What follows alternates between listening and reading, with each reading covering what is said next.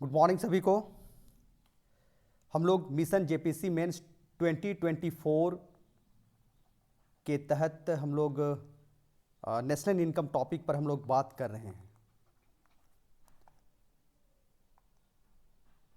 National income जो topic है इस पर हम लोग बात कर रहे हैं। जिन्होंने प्रीवियस वीडियो नहीं देखा है उनको मैं थोड़ा सा बता दूं कि नेशनल इनकम जो है जेपीसी मेंस के पेपर 5 का ग्रुप ए का पहला टॉपिक है। तो चलिए आज हम प्रीवियस वीडियो के जितना पढ़ाई हम लोग किए थे उससे हम लोग आगे हम लोग मूव करते हैं और आज हम लोग देखेंगे वो है नेशनल इनकम अकाउंटिंग।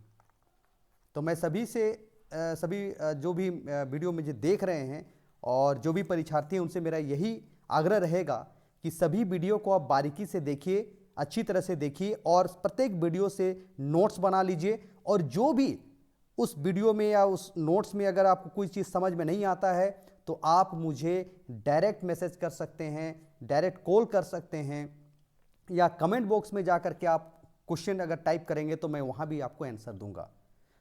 ठीक है, तो चलिए हम स्टार्ट करते हैं नेशनल इनकम अकाउंटिंग यानी राष्ट्रीय आय लेखांकन।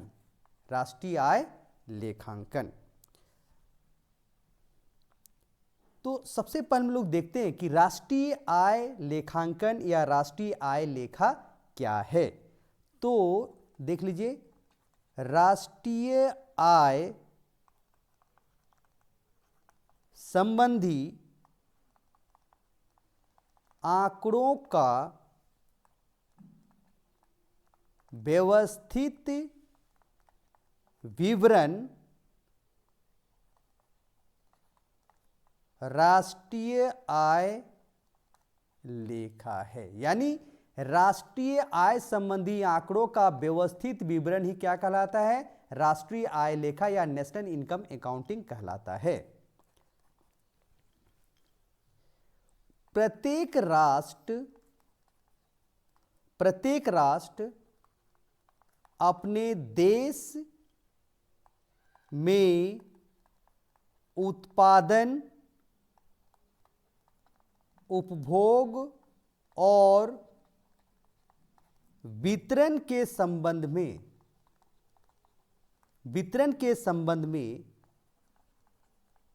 व्यवस्थित आंकड़ा रखता है। और ऐसा क्यों करता है? प्रत्येक राष्ट्र अपने देश में उत्पादन, उपभोग और वितरण के संबंध में व्यवस्थित आंकड़ा क्यों रखता है? क्योंकि ऐसा इसलिए किया जाता है ताकि आर्थिक विकास का जो पैमाना है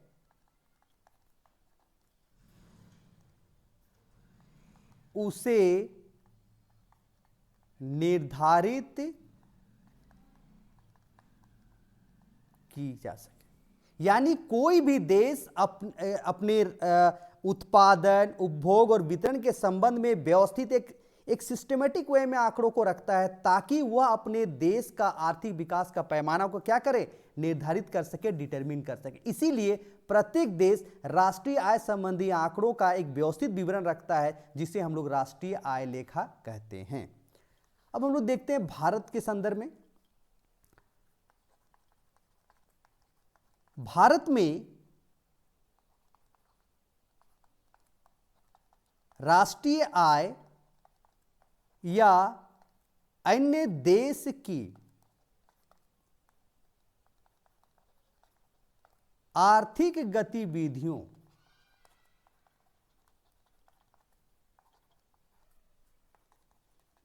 के लिए वर्ष निर्धारित की गई है। यानी क्या भारत में राष्ट्रीय आय या अन्य, यानी राष्ट्रीय आय हो या किसी भी अन्य तरह की गतिविधियां हो यानी सभी आर्थिक गतिविधियों के लिए एक वर्ष निर्धारित किया गया है। वो क्या है देख लीजिएगा। अगर हम लोग भारत की बात करेंगे तो भारत में राजकोषीय वर्ष फिस्कल ईयर किसको बोला जाता है, क्या है, 1 अप्रैल से 31 मार्च। अगर भारत में बात करेंगे कृषि वर्ष की बात करेंगे तो भारत में कृषि वर्ष है 1 जुलाई से 30 जून। और अगर भारत में बात करेंगे बजट वर्ष की तो भारत में जब भी बजट वर्ष की बात करेंगे तो वो है 1 अप्रैल से 31 मार्च। देख लीजिए, सभी इसको ध्यान से देंगे कि भारत में राजकोषीय वर्ष जो है 1 अप्रैल से 31 मार्च, कृषि वर्ष जो है 1 जुलाई से 30 जून और बजट वर्ष जो है 1 अप्रैल से 31 मार्च। ओके, यहां तक मुझे लगता है सभी को क्लियर हो गया होगा। अब देखते हैं राष्ट्रीय आय लेखा प्रणाली जो है इसके संबंध में और महत्वपूर्ण बातों की हम लोग जानकारी प्राप्त करने का प्रयास करते हैं। तो राष्ट्रीय आय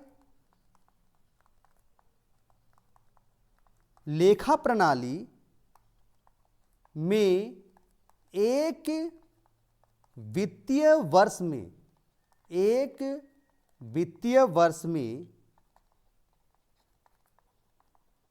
किसी देश के अर्थव्यवस्था के सभी आर्थिक क्रियाकलापों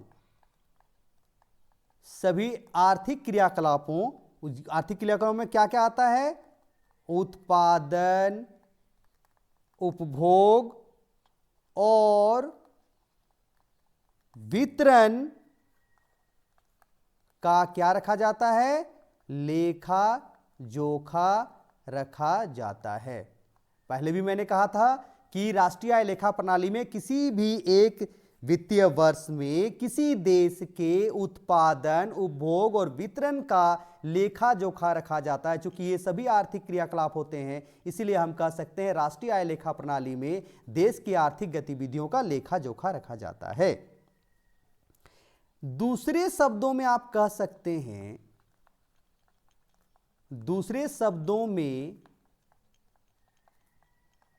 सकते हैं,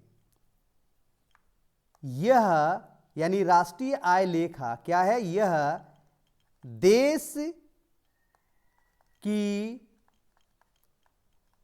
कुल आय और कुल व्यय का विवरण है। यानी दूसरे शब्दों में कह सकते हैं यह देश की कुल आय और कुल व्यय का क्या है, विवरण है। यानी टोटल इनकम और टोटल एक्सपेंडिचर्स का जो ये एक्सप्लेन है या हम उसको जो जिसमें रखते हैं वही हमारा क्या है, राष्ट्रीय आय लेखा कहलाती है।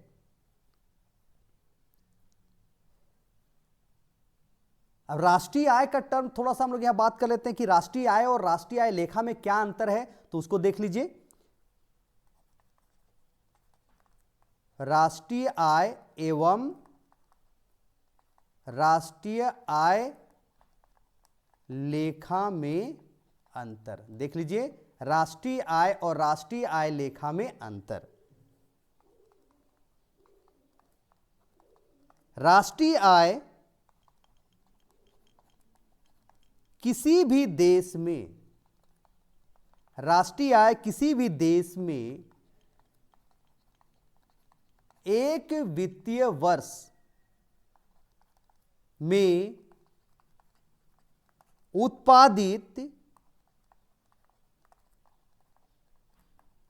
समस्त वस्तुओं एवं सेवाओं, राष्ट्रीय आय किसी भी देश में एक वित्तीय वर्ष में उत्पादित समस्त वस्तुओं और सेवाओं के मौद्रिक मूल्य का योग होता है। इस तरह राष्ट्रीय आय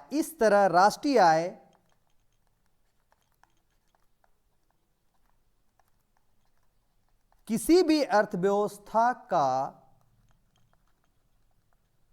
संक्षिप्त और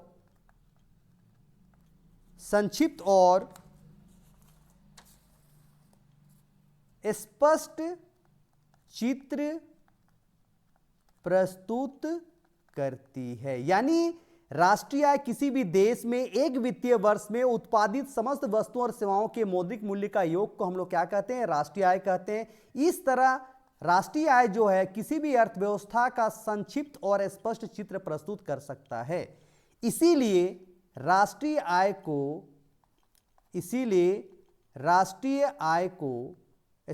आय में वृद्धि को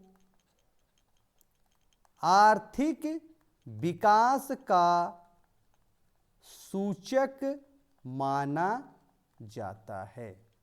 यानी ये देखिए राष्ट्रीय आय का आप लोग डिफिनेशन समझ गए। राष्ट्रीय आय किसको कहते हैं, क्लियर हो गया होगा। अब हम लोग राष्ट्रीय आय लेखा की बात करते हैं।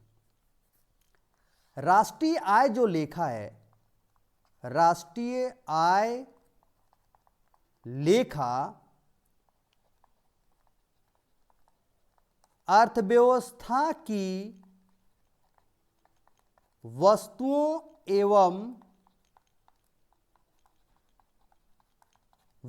एवं सेवाओं के उत्पादन, वितरण, उपभोग के साथ साथ राष्ट्रीय आय का व्यय से संबंधित एक सांख्यिकीय विवरण है। अब देखिए, इसके द्वारा यानी राष्ट्रीय आय लेखा के द्वारा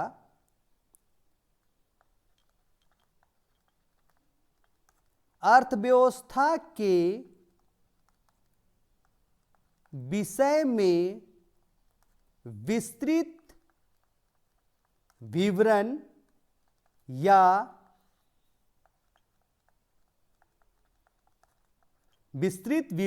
सूचनाएं पता चलता है।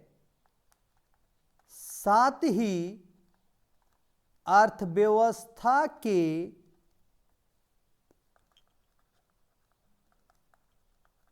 विभिन्न क्षेत्रों की कार्यप्रणाली का पता चलता है। अब देखिए, हमने कहा था कि किसी भी देश के एक वित्तीय वर्ष में उत्पादित समस्त वस्तुओं और सेवाओं के मौद्रिक मूल्य को राष्ट्रीय आय कहते हैं।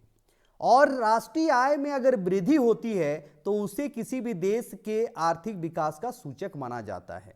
अब यहां देखिए, राष्ट्रीय आय लेखा क्या है? राष्ट्रीय आय लेखा नेशनल इनकम अकाउंटिंग किसी भी इकोनॉमी में वस्तुओं और सेवाओं के उत्पादन, वितरण, उपभोग के साथ साथ राष्ट्रीय आय का व्यय से संबंधित एक सांख्यिकीय विवरण है। यानी हम ना केवल इसमें उसके मौद्रिक मूल्य को लेते हैं, बल्कि उत्पादन, वितरण, उपभोग, कंजम्पशंस कैसा हो रहा है, और फिर अगर हमारे इनकम आ रही है तो इनकम से एक्सपेंडिचर्स का क्या रिलेशन है, इन सब की हम एक स्टैटिस्टिकल पॉइंट ऑफ व्यू से हम लोग जब उसका बात करते हैं तो उसे हम लोग राष्ट्रीय आय लेखा कहते हैं।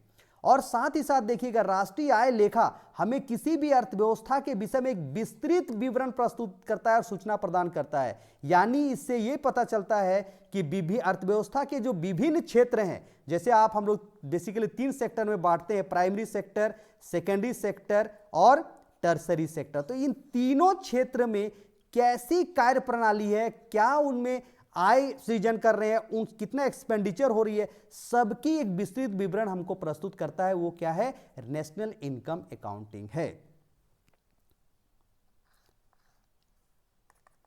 दूसरे शब्दों में आप देख सकते हैं, राष्ट्रीय आय लेखा प्रणाली, राष्ट्रीय आय लेखा प्रणाली किसी देश की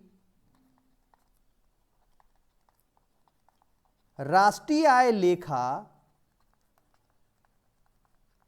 के निर्माण की विधि एवं तकनीक है। राष्ट्रीय आय लेखा प्रणाली किसी देश की राष्ट्रीय आय लेखा के निर्माण की विधि एवं तकनीक है, वही नेशनल इनकम अकाउंटिंग है। यह राष्ट्रीय आय तथा संबंधित समूहों के परस्पर संबंधों को प्रकट करता है। साथ ही राष्ट्रीय आय के आंकड़ों को तैयार करता है। अब देख लीजिए, राष्ट्रीय आय लेखा प्रणाली जो है किसी भी देश के राष्ट्रीय आय लेखा के निर्माण की विधि तकनीक है। इसके द्वारा राष्ट्रीय आय यानी नेशनल इनकम तथा संबंधित समूहों के परस्पर संबंधों को प्रकट करता है। साथ ही साथ क्या होता है, राष्ट्रीय आय के आंकड़ों को तैयार करते हैं। यानी एक तरह से देखिएगा, नेशनल इनकम को पता करने के लिए, नेशनल इनकम की जानकारी यानी राष्ट्रीय आय को जानकारी प्रदान करने के लिए जो भी आंकड़े हमें चाहिए वो कहां से मिलता है, राष्ट्रीय आय लेखा प्रणाली से मिलता है। इस तरह से आप कह सकते हैं राष्ट्रीय आय जो है ये एक संकीर्ण विचारधारा है, जबकि राष्ट्रीय आय लेखांकन एक व्यापक विचारधारा या अवधारणा है। यानी अगर आप इसको वेन डायग्राम से दिखाएंगे तो ये सभी क्या है, आंकड़ा है जो कि हमें कहां से मिल रहा है, नेशनल इनकम अकाउंटिंग से पता चल रहा है। और इन आंकड़ों की मदद से ही हम क्या पता कर सकते हैं, राष्ट्रीय आय पता कर लेते हैं।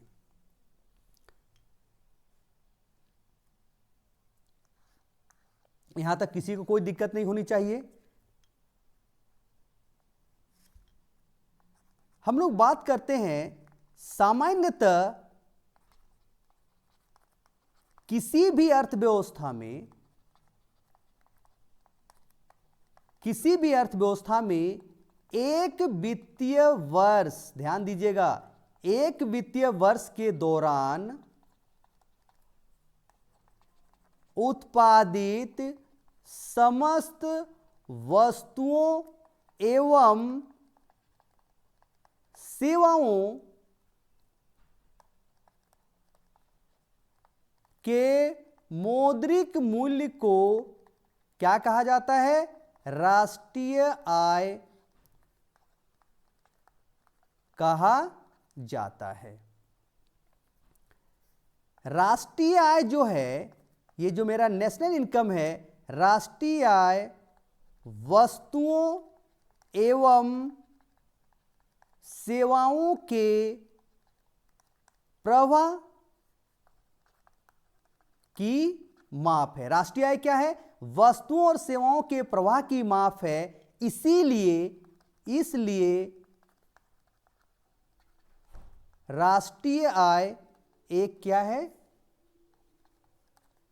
प्रवाह है, यानी एक फ्लो कंसेप्ट है। नेशनल इनकम जो है, ये क्वेश्चन कभी पूछेगा नेशनल इनकम स्टॉक की अवधारणा है या तो फ्लो की अवधारणा है, तो ये क्या है, फ्लो कंसेप्ट है।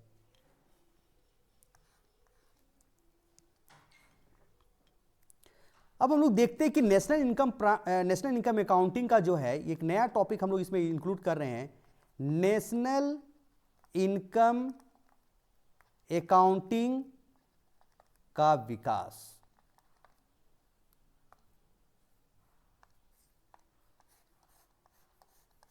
ये एक नया हम लोग बात करेंगे कि नेशनल इनकम अकाउंटिंग कैसे आया, उद्भव कैसे हुआ, उसका विकास कैसे हुआ। तो देखिए, ऐसा माना जाता है ऐसा माना जाता है कि राष्ट्रीय आय लेखा प्रणाली जो है, राष्ट्रीय आय लेखा प्रणाली का जो विकास है, विकास 17वीं शताब्दी में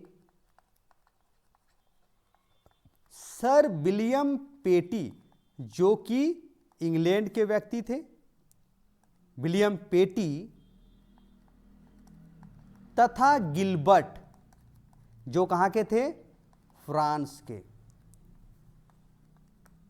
के द्वारा किया गया था। ध्यान दीजिएगा, नेशनल इनकम अकाउंटिंग जो है, ये अवधारणा या प्रणाली का विकास 17वीं शताब्दी में सर विलियम पेटी, जो इंग्लैंड के व्यक्ति थे, और गिलबर्ट, जो कि फ्रांस के थे, के द्वारा किया गया था। ये एकदम याद कर लेंगे आप लोग।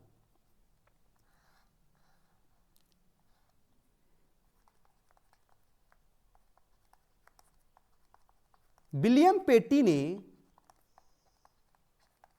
अपनी पुस्तक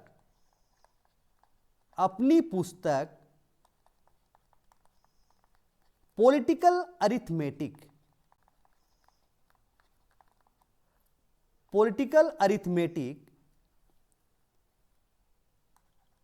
में कहा है, किसके बारे में, राष्ट्रीय आय लेखा के बारे में क्या कहा है, देख लीजिएगा। एक देश की राष्ट्रीय आय एक वर्ष में श्रमिकों द्वारा उत्पादित वस्तुओं के मूल्यों का योग है। ध्यान दीजिएगा, विलियम पेटी ने क्या कहा है कि नेशनल इनकम, अपनी पुस्तक जो पॉलिटिकल अरिथमेटिक है, उसमें यही कहा है कि एक देश की राष्ट्रीय आय एक वर्ष में श्रमिकों के द्वारा जो भी वस्तुओं का उत्पादन किया जाता है, उसके मूल्यों का योग ही मेरा क्या है, राष्ट्रीय आय है। आगे हम लोग देखते हैं। सबसे पहले तो विलियम पेटी और गिलबर्ट के द्वारा राष्ट्रीय आय लेखा प्रणाली का विकास किया गया 17वीं शताब्दी में। उसके बाद हम लोग देखते हैं 1939 से 45, यानी सेकेंड वर्ल्ड वॉर के बाद साइमन कुजनेट्स, नाम सुना होगा आप लोगों ने, साइमन कुजनेट्स, जो कि एक अमेरिकी अर्थशास्त्री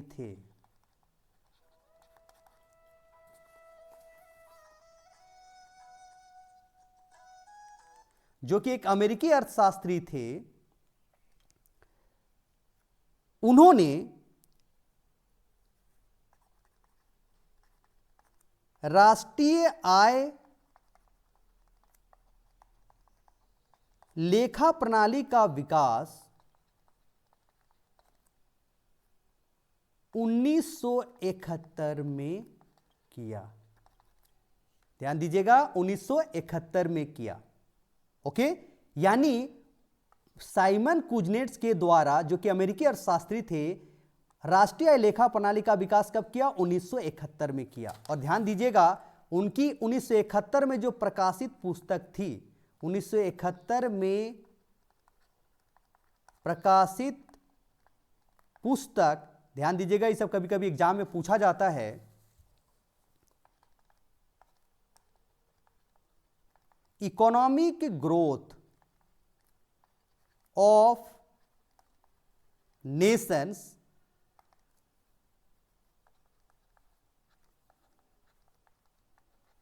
total output and production structure. ध्यान दीजिएगा, economic growth of nation, total output and production structure, ये पुस्तक उन्होंने 1971 में प्रकाशित किया था। और इसी पुस्तक में उन्होंने राष्ट्रीय आय लेखा प्रणाली का क्या किया था, विकास किया था, उसके बारे में बताया था। और इसी पुस्तक के लिए उन्हें क्या मिला था, अर्थशास्त्र का नोबेल पुरस्कार मिला था। ओके, यानी 17वीं शताब्दी में जो विलियम पेटी और गिलबर्ट के द्वारा जो राष्ट्रीय लेखा प्रणाली का तकनीक का विकास किया गया था, उसके बाद 1971 में साइमन कुजनेट्स के द्वारा भी राष्ट्रीय लेखा प्रणाली का विकास किया गया और उनके द्वारा जो रचित पुस्तक थी उसके लिए उनको नोबेल पुरस्कार भी मिला था।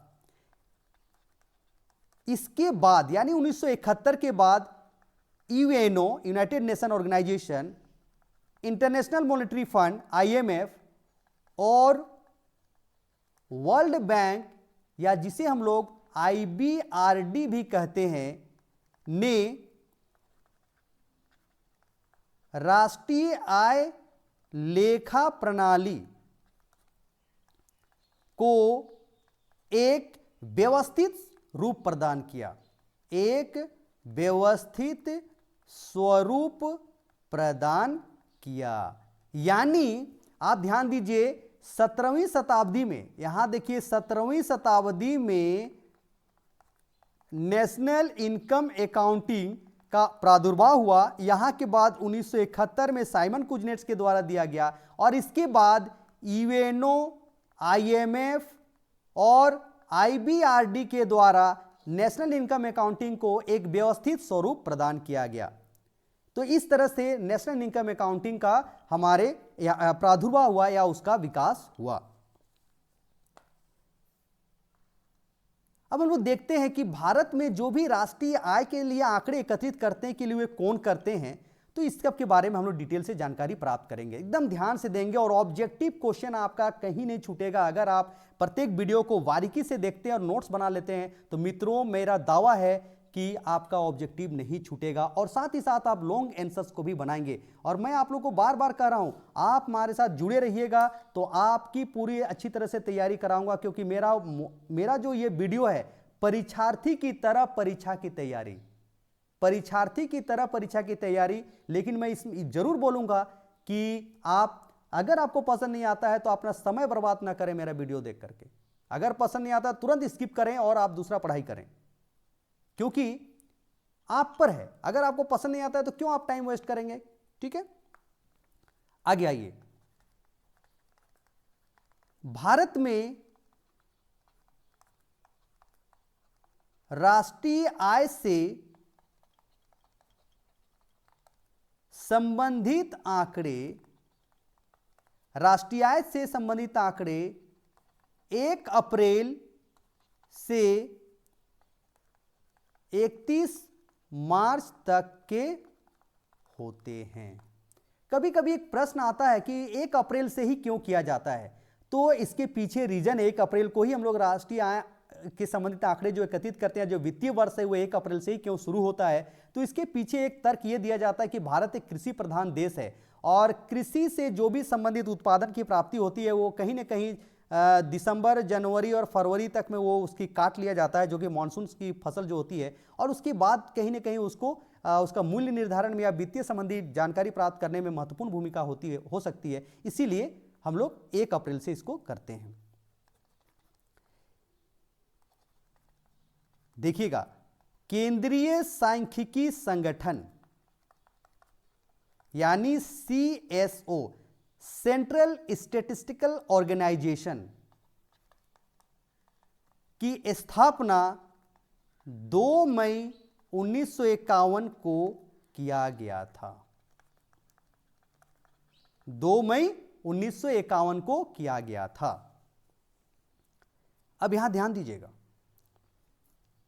जब यह 2 मई 1951 को 2 मई 1951 को जब यह स्थापना किया गया था तो इसे कहा जाता था CSI यानी केंद्रीय सांख्यिकी संस्थान। ध्यान दीजिएगा, जो अभी केंद्रीय सांख्यिकी संगठन की बात हम लोग कर रहे हैं, बेसिकली वो CSI के नाम से यानी सेंट्रल स्टैटिस्टिकल इंस्टीट्यूशन के नाम से 2 मई 1951 को स्थापित हुआ था। बाद में 1954 में इसी का नाम बदल करके CSO हो गया, यानी केंद्रीय सांख्यिकी संगठन हो गया। और अगर आप देखेंगे यही आपको 15/10/1999 को यानी 15/10/1999 को यही मेरा हो गया अब केंद्रीय सांख्यिकी कार्यालय या CSO। लेकिन CSO, ये जो CSO है यहां O का मतलब है ऑर्गेनाइजेशन और यहां जो O है इसका मतलब है ऑफिस। तो ये दोनों में CS का तो फुल फॉर्म दोनों में सेम है, सेंट्रल स्टैटिस्टिकल ऑर्गेनाइजेशन, और यहां CSO मतलब सेंट्रल स्टैटिस्टिकल ऑफिस हो जाएगा। तो यहां आप लोग ध्यान दीजिएगा। अब यहां ध्यान दीजिए, ये 2 मई 1951 से लेके 1999 तक का जो जर्नी है इसके बारे में हम लोग बात करेंगे। और केंद्रीय सांख्यिकी कार्यालय सभी तरह के आर्थिक संबंधी आंकड़ों का क्या करता है, संकलन करता है, गणना करता है और माप करता है। यानी राष्ट्रीय आय की माप कौन करती है, तो केंद्रीय सांख्यिकी कार्यालय के द्वारा किया जाता है। अब जिसके बारे में हम लोग विशेष रूप से देखेंगे, इसका कैसे प्रादुर्भाव हुआ, कैसे विकास होते हुए, सब अभी हम लोग डिटेल से बात करेंगे। अब यहां देखिए, आप लोग एक नाम सुने होंगे MOSPI। तो इसका फुल फॉर्म पहले देख लीजिएगा, Ministry of Statistics and Programme Implementation. Programme implementation यानी इसको हिंदी में कहेंगे सांख्यिकी और कार्यक्रम कार्यान्वयन मंत्रालय, यानी MOSPI, Ministry of Statistics and Programme Implementation, Hindi में उसको कहते हैं सांख्यिकी और कार्यक्रम कार्यान्वयन मंत्रालय। क्लियर है? यह कैसे आया, तो देखिए, पहले भारत सरकार में 2 विभाग हुआ करता था। एक था सांख्यिकी विभाग और दूसरा था कार्यक्रम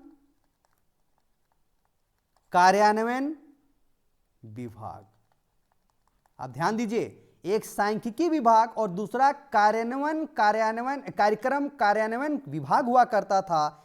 इन दोनों को विलय कर दिया गया। कब विलय कर दिया गया? इन दोनों का विलय हो गया कब? 15/10/1999 को। और ये क्या एक बन गया? MOSPI, एक स्वतंत्र मंत्रालय के रूप में अस्तित्व आ गया।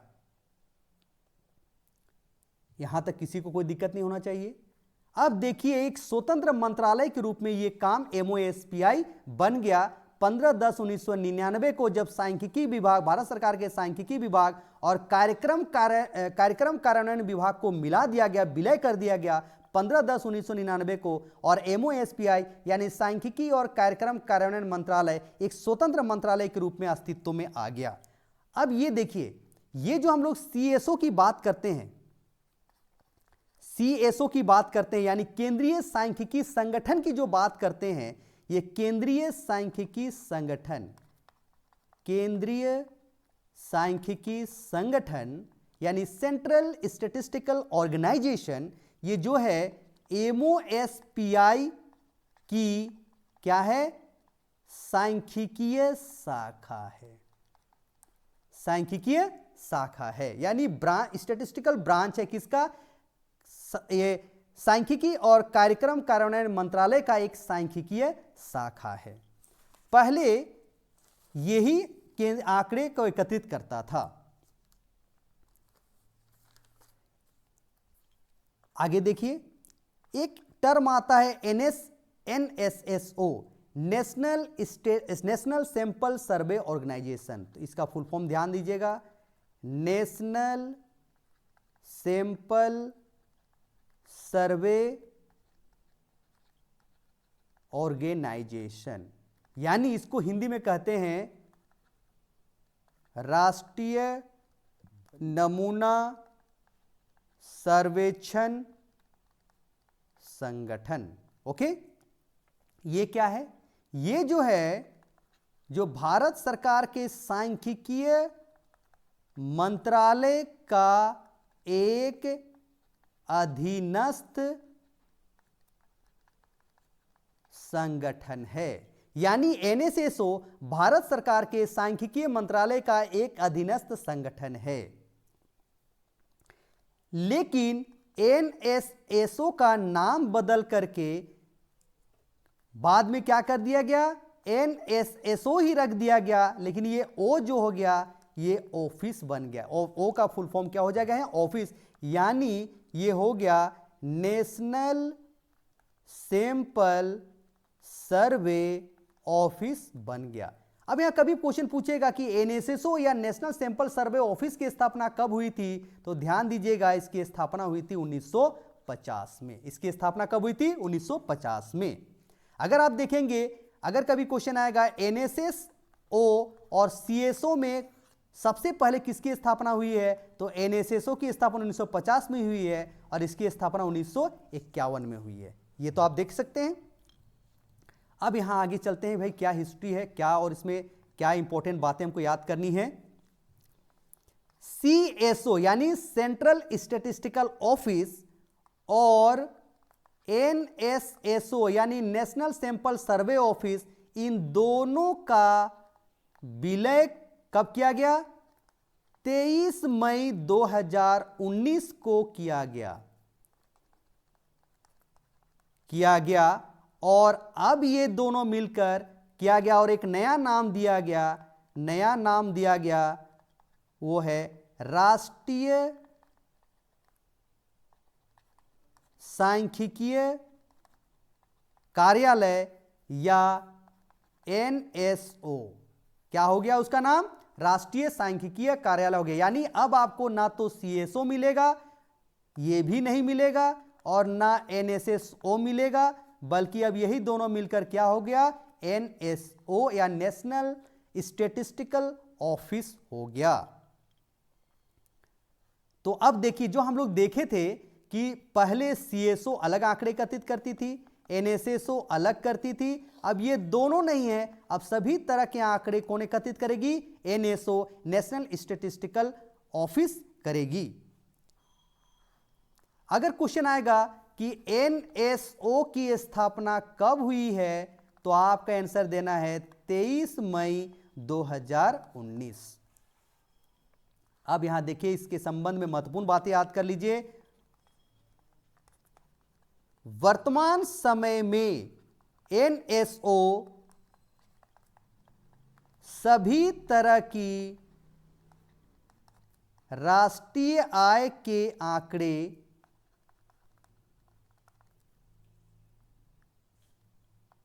आंकड़ों का संग्रह, संकलन और प्रकाशन करती है। यानी जितने भी तरह के राष्ट्रीय आय से संबंधित आंकड़े होते हैं, उनका संग्रह, संकलन और प्रकाशन कौन करती है, राष्ट्रीय सांख्यिकी कार्यालय करती है। तो ये भी भारत के संदर्भ में महत्वपूर्ण जानकारी था। मुझे लगता है आप सभी इसको अच्छी तरह से समझ गए होंगे। चूंकि ये फैक्ट बेस्ड है, तो यहां आपको सिर्फ और सिर्फ याद करना है और कैसे क्रोनोलॉजिकल वे में इनका डेवलपमेंट हुआ है, इन सब के बारे में मैं आपको बताने का प्रयास किया हूं। अब हम लोग आगे बात करते हैं, भारत में कैसे आंकड़ों का संकलन कब से शुरू हुआ उसके संबंध में देखते हैं। वर्ष 1931-32 में वी.के.आर.वी.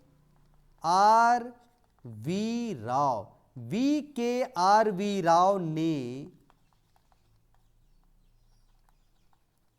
सर्वप्रथम वैज्ञानिक विधि से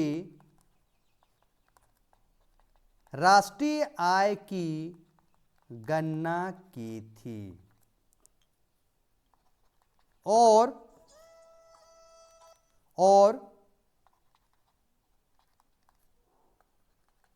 राष्ट्रीय आय लेखा प्रणाली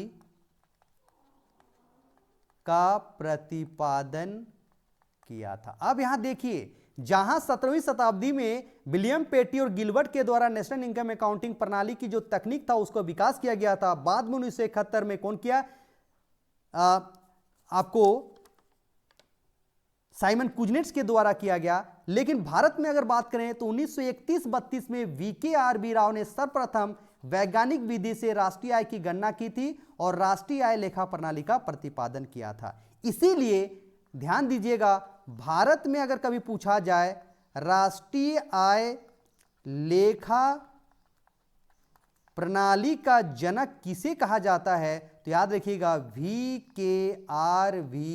राव को कहा जाता है। राष्ट्रीय आय लेखा प्रणाली का जनक कहा जाता है, क्योंकि उन्होंने सबसे पहले वैज्ञानिक विधि से राष्ट्रीय आय लेखा प्रणाली का विकास किया था या राष्ट्रीय आय की गणना की थी। अगर स्वतंत्रता के पूर्व की बात करें,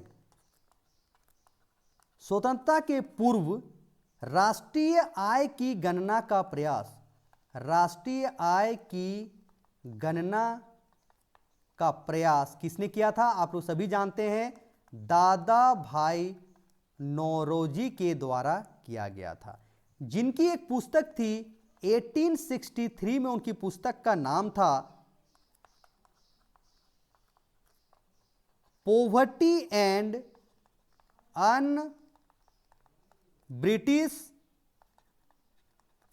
रूल इन इंडिया।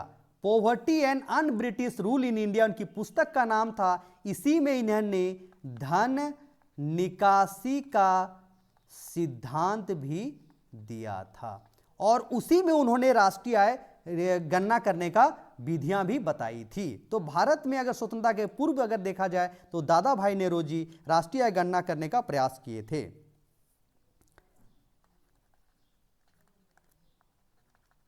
राष्ट्रीय आय गणना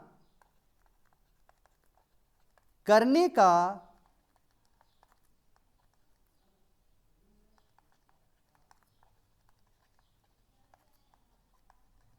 आधिकारिक प्रयास, यानी राष्ट्रीय गणना करने का पहला आधिकारिक प्रयास भारत सरकार द्वारा नियुक्त राष्ट्रीय आय समिति, राष्ट्रीय आय समिति यानी नेशनल इनकम कमिटी एनआईसी, यानी भारत सरकार ने एक राष्ट्रीय आय समिति का नियुक्त किया था और उन्होंने ही पहली आधिकारिक प्रयास किया था। ऑफिशियली पहला जो अटेम्प्ट था राष्ट्रीय गणना करने का वो राष्ट्रीय आय समिति के द्वारा किया गया था और इस राष्ट्रीय आय समिति की स्थापना कब किया गया था? 1949 में किया गया था और इसके अध्यक्ष कौन थे? Professor PC Mahalanobis. ये अध्यक्ष थे, ये पीसी महालनोबिस। उस राष्ट्रीय आय समिति के अध्यक्ष कौन थे? Professor PC Mahalanobis.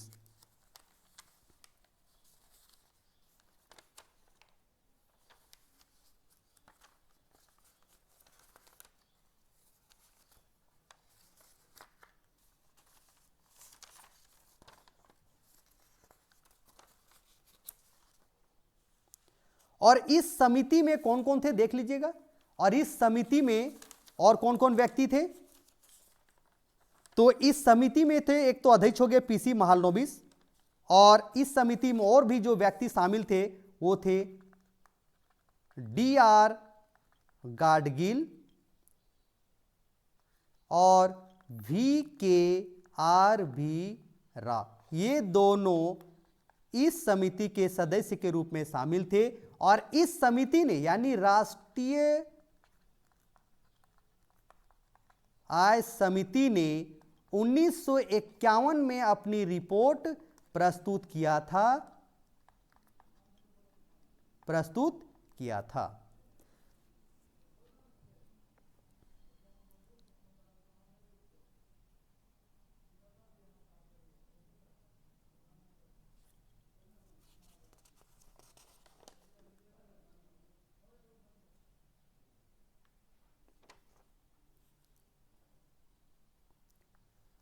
इसके बाद अगर आप चेंजेस देखेंगे तो वर्ष 2000 में सी सी रंगराजन की अध्यक्षता में एक क्या बनाया गया था, आयोग बनाया गया था, जिसका उद्देश्य क्या था, भारतीय सांख्यिकी प्रणाली में जो भी विसंगतियां हैं उसको दूर करने के लिए क्या किया जाए, दूर करना और सुझाव देना था। यानी सी रंगराजन की अध्यक्षता में एक आयोग बनाया गया था जिसका उद्देश्य क्या था, भारतीय सांख्यिकी प्रणाली में, भारतीय सांख्यिकी प्रणाली में जो भी विसंगतियां आई हैं उन्हें दूर करना और सुझाव देना। इस जो सिंह राजन की अध्यक्षता में जो समिति बनाई गई थी, आयोग बनाया गया था वर्ष 2000 में, उसका यही काम था कि भारतीय सांख्यिकी प्रणाली में जो भी विसंगतियां हैं उसको दूर करने का उपाय बताना और सुझाव देना, यह उसका काम था। बाद में वर्ष 2005 में, ध्यान दीजिएगा, 2005 में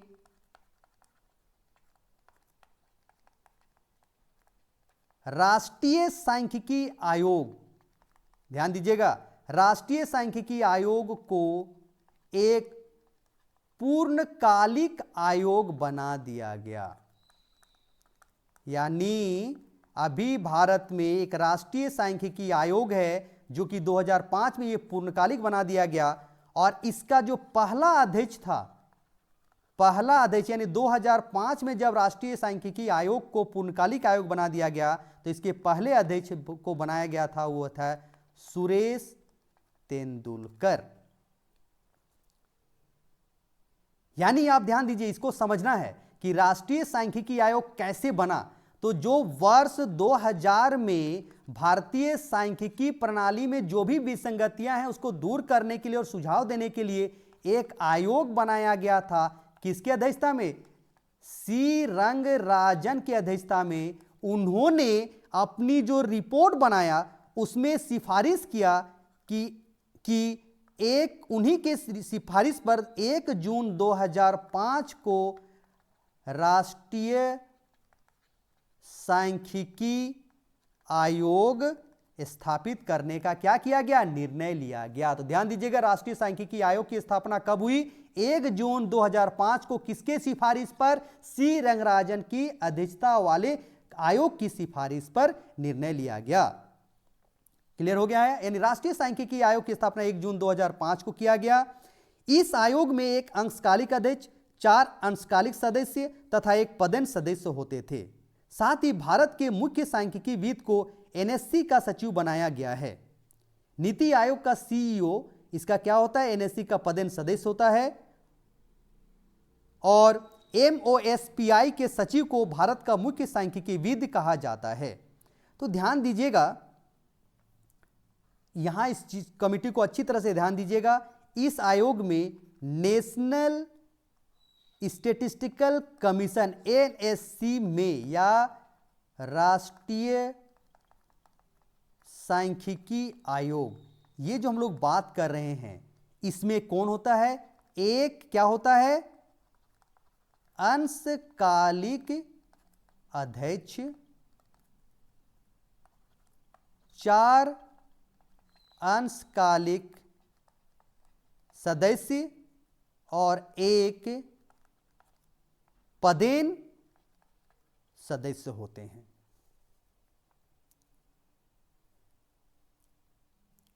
अब देखिए, ये जो एमओएसपीआई जो हम लोग बात कर रहे थे, इसका जो सचिव होता है, को हम लोग क्या कहते हैं? भारत का मुख्य सांख्यिकीविद, चीफ स्टैटिस्टिशियन ऑफ इंडिया कहा जाता है। और यही जो सचिव होते हैं वही राष्ट्रीय सांख्यिकी आयोग का क्या होते हैं? सचिव होते हैं। ध्यान दीजिएगा, एक अंशकालिक अध्यक्ष, 4 अंशकालिक सदस्य और एक पदेन सदस्य होते हैं। और राष्ट्रीय सांख्यिकी आयोग का सचिव कौन होता है? जो एमओएसपीआई का सचिव होता है वही राष्ट्रीय सांख्यिकी आयोग का सचिव होता है। हालांकि इसमें थोड़ी बदलाव किया गया है। अब इसमें 4 अंशकालिक सदस्य की जगह में कितना कर दिया गया है? 5 कर दिया गया है। और इसमें जो होगा आरबीआई का जो डिप्टी गवर्नर होता है उसको क्या बना दिया गया है, सदस्य के रूप में इंट्रोड्यूस, यानी एक आरबीआई को जो डिप्टी गवर्नर होगा वो भी इसका राष्ट्रीय सांख्यिकी आयोग का सदस्य होगा। यही इंपॉर्टेंट बातें यहां आपको याद करने की चाहिए। यानी राष्ट्रीय सांख्यिकी आयोग की स्थापना कब हुई थी, ये सब आप अच्छी तरह से देख लीजिएगा। अब यहां बार बार क्वेश्चन आता है, कभी कभी हम देखते क्वेश्चन आता है कि दादा भाई नौरोजी ने भारत के राष्ट्रीय प्रति व्यक्ति वार्षिक आय कितना माना था, तो ये सब देख लीजिएगा। दादा भाई नौरोजी के द्वारा प्रति व्यक्ति जो वार्षिक आय का अनुमान लगाया गया था वो था 20 रुपया। वहीं VKRV राव इनके द्वारा भारत का प्रति व्यक्ति आय कितना माना गया था, 62 रुपया, यानी 62 रुपीज। और राष्ट्रीय आय समिति ये जो है राष्ट्रीय आय का अनुमान कितना किया था, ₹8710, और प्रति व्यक्ति आय कितना माना था, 225 रुपीज, 225। तो ये भी आप थोड़ा सा याद कर लीजिएगा आंकड़े को। दादा भाई नौरोजी ने जो भारत का उस समय प्रति व्यक्ति वार्षिक आय माना था 20 रुपीज, VKRV राव के द्वारा जो अनुमान किया था प्रति व्यक्ति आय वो 62 रुपया, और राष्ट्रीय आय समिति जो था वो उनके द्वारा भारत का राष्ट्रीय आय 8,710 रुपया और प्रति व्यक्ति आय 225 रुपया का अनुमान लगाया गया था। तो ये भी कभी कभी पूछा जाता है, तो आप इसको भी अच्छी तरह से देख लीजिएगा। ओके, तो मुझे लगता है कि राष्ट्रीय आय लेखांकन से संबंधित जो भी ऑब्जेक्टिव पॉइंट ऑफ व्यू से जो जानकारी प्राप्त करनी थी, और थोड़ी बहुत डिस्क्रिप्टिव में भी हम इसका प्रयोग कर सकते हैं, जो कि लॉन्ग आंसर में इसका हम प्रयोग करेंगे, लॉन्ग क्वेश्चंस का आंसर लिखने में इसका प्रयोग कर सकते हैं। तो वो सब आप अच्छी तरह से देख लीजिए और अच्छी तरह से याद कर लीजिए, नोट्स बना लीजिए, क्योंकि आगे जब चलकर हमको राष्ट्रीय आय मापने की विधियों की बात हम लोग करेंगे तो कहीं ना कहीं ये इंग्रेडिएंट के रूप में हम काम करेंगे। ये महत्वपूर्ण तत्व होंगे जो कि हमारे आंसर्स के इंपॉर्टेंट पार्ट्स होंगे, डाटा होंगे, जानकारियाँ होंगी, जिसको हम लोग लॉन्ग आंसर में हम लोग इसको लिखने में हेल्प ले सकते हैं। तो इस वीडियो को आप अच्छी तरह से देखिए, और अगर वीडियो पसंद आता होगा तो लाइक जरूर कीजिए, शेयर भी कीजिए, और कमेंट बॉक्स में जाकर किसी भी तरह का डाउट है मित्रों तो आप डाउट कीजिए, तभी मैं आपको आपका डाउट को मैं क्लियर करूंगा। कई आपको जो परीक्षार्थी है वो मुझे पूछ रहे थे कि आपसे कैसे मिल सकते हैं हम लोग, कैसे जानकारी प्राप्त कर सकते हैं, अगर कोई आंसर हमको चेक कराना है तो हम कैसे कर सकते हैं। तो आप आसानी से आप मेरे घर आकर आप अपना आंसर्स को दे सकते हैं, या आप मेरे मोबाइल नंबर पे आप मुझे बात कर लेंगे कहाँ मुझे दे सकते हैं। लेकिन ध्यान दीजिएगा, सभी कोई मुझे आंसर को पेजेज में लिख करके जमा करेंगे तभी मैं चेक कर सकूंगा। ये नहीं कि आप व्हाट्सएप में उसको PDF बना करके भेज दिए तो उसमें चेक करना संभव नहीं है मित्रों। क्या होगा कि मैं अगर आप कागज में आंसर पेपर में लिख कर देंगे तो मैं क्या होगा, कमेंट भी कर सकता हूँ कहाँ आपको कमी है, कैसे है, ये सभी मैं करके आपको फिर 1-2 दिन में उसको चेक करके मैं दे सकता हूँ। तो आप लोग अगर अपना आंसर चेक कराना चाहते हैं तो आप मुझे दे सकते हैं, वो मैं चेक कर दूंगा। तो चलिए आगे हम इसी तरह का वीडियो लेकर आते रहेंगे। राष्ट्रीय आय से संबंधित ये मेरा पार्ट 3 था, एकदम एक एक पार्ट को आप देखते जाइएगा तभी आपको समझ में आएगा। ओके, चलिए आप अच्छी तरह से तैयारी कीजिए। इसी शुभकामनाओं के साथ इस वीडियो का हम लोग अंत करते हैं। धन्यवाद।